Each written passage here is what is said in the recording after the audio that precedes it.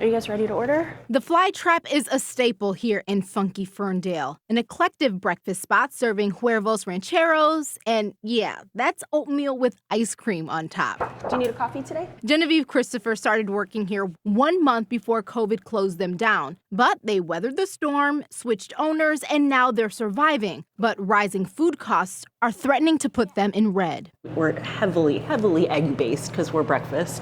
So eggs are extremely expensive. Eggs, sugar, bread, all of that stuff is super expensive. So we've got to offset the costs somehow. Their decision? To add an inflation fee, a 4% charge tacked on to each bill. I did take a picture of it.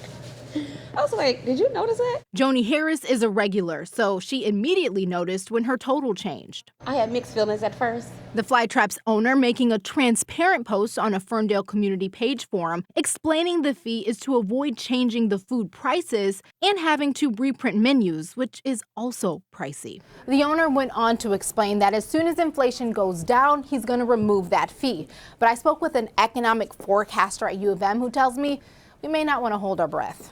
I doubt that they're going to take off this inflation fee anytime soon. Daniel Meninkov tells me it's more likely the charge will increase. So consumers should expect to see more businesses adding fees and upping costs, which feels like a burden. But he says it could be a blessing when looking at the alternative. A scenario where food prices correct quickly downward feature a severe recession, which I think is worse than having to live with elevated levels of food prices but staying employed. It's only been 3 weeks since the Fly Trapp debuted their inflation fee. And thankfully, Christopher tells me, so far so good. People have been pretty gracious. I mean, they ask about it, but nobody's upset.